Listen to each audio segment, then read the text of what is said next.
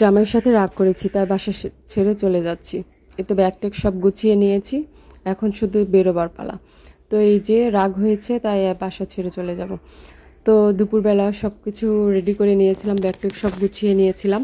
এরপর ঘরে সব কিছু গুছিয়ে নিয়ে কি রান্না করব তেমন কিছু আনা ছিল না ঘরের ভিতরে। তো বেগুন ছিল, ডিম ছিল আর আলু ছিল, তাই চিন্তা করলাম একটু আলুর ভর্তা করা যাক, একটু বেগুন ভাজা যাক, আর একটু ডিম ভাজি করলেই দুপুরে এবং যাওয়ার আগে খাওয়াটা হয়ে যাবে। তো এই যে বেগুনটা আমি কেটে নিয়ে মাখিয়ে নিয়েছিলাম, যেহেতু আমরা দুইটা মানুষ বাসায় থাকি আর যেহেতু বাসা থেকে চলে যাব সেজন্য আগে এই বেগ সব গুছিয়ে রেখেছি। তো এই যে বেগুনটা ভাজছিলাম, যেহেতু দুপুরে একটু কিছু খেতে হবে আর যাওয়ার আগে আমি তেমন বেশি কিছু খাই না, যেহেতু রাস্তায় বের হলে আমি বাসে জার্নি করলে আমার একটু প্রবলেম, সেজন্য আমি হালকা পাতলা কিছু নাস্তা করে নেব। তো এই তো বেগুনটা ভাজা হয়ে যাচ্ছিলো এই দিক দিয়ে, আর এদিকে আমি ডিমটাও ফেটিয়ে নিয়েছিলাম।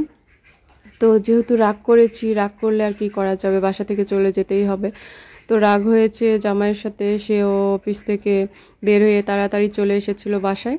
তো এইদিকে আমি সব কিছু রেডি করে খাবার টাবার সব রেডি করে নিচ্ছিলাম, একটু ডিমটাও ভেজে নিয়েছিলাম। আমার মেয়ে ছিল, সে বারবার বলছিল যে মা কোথায় যাবে, কি করবে। তো মেয়েকেও কিছু বলছিলাম না, শুধু বলছিলাম যে আমরা চলে যাব। তো কেন চলে যাচ্ছি, কিসের জন্য চলে যাচ্ছি সেটা দেখতে হলে আমার পুরো ভিডিওটা আপনাদের দেখতে হবে।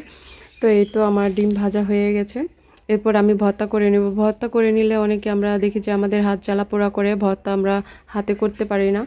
তো আমি এর জন্য করেছিলাম, আমার বাটনা ছিল, এই বাটনাতে করে আমি আমার ভর্তাটা করে নিয়েছিলাম। আমার শ্বশুরবাড়িতে গিয়ে প্রথম আমি এই বাটনাতে ভর্তা করে শিখেছিলাম, কারণ এটাতে আমি আগে কখনোই করিনি, এমনি হাতে পিষিয়ে করতে দেখেছি। তো শ্বশুরবাড়ি যাওয়ার পরে যখন দেখলাম যে বাটনাতে ভর্তা করে, তখন চিন্তা করলাম যে একটা সুবিধাই হয়েছে, এই বাটনাতে করলে কোনো হাতে স্পর্শ লাগবে না, খুব সহজেই করা যাবে, কোনো ঝালও লাগবে না এরকম। তো এটাতে দিয়ে খুব সহজেই আমি ভর্তাটা করে নিয়েছিলাম। এরপরে আমি আর আমার মেয়ে দুপুরে খাবার খেয়ে নিয়েছিলাম, যেহেতু খাবারটা খেতে খেতে আমাদের খুবই দেরি হয়ে গিয়েছিল, প্রায় বিকেলেই হয়ে গিয়েছিল। আর এদিকে যেহেতু সব কিছু গুছিয়ে রাখতে হবে, বাসায় যেহেতু যাব, সব কিছু গুছিয়ে না রাখলেও হবে না, ব্যাগপত্র সব গুছিয়ে নিয়েছিলাম, তো বেরিয়ে পড়েছিলাম। তো কেন বাসায় যাচ্ছি, এটা হচ্ছে আমার বরের ছুটি হয়েছিল অফিস থেকে, যেহেতু ঈদের সময় আমরা যেতে পারিনি, ঈদের ছুটি পাইনি, 2 দিনের ছুটি পেয়েছিল কিন্তু আমরা যাইনি, তো এই জন্য এখন ছুটি নিয়ে নিয়েছি।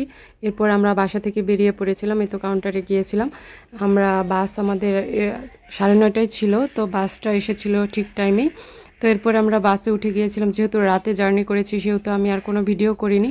তো বাস থেকে নামার পরে ভোরে আমরা আমাদের বাসার এলাকায় নেমেছিলাম, আর আমাদের একটা ভ্যান আসার কথা ছিল, সেজন্য আমরা একটা দোকানে বসে একটু চা খেয়ে নিয়েছিলাম, আর ভ্যানটা আসছিল এর জন্য আমরা একটু অপেক্ষা করছিলাম। তো আরও নেক্সট ডে আরও কিছু ভিডিও পাওয়ার জন্য আপনারা আমার সাথে থাকবেন।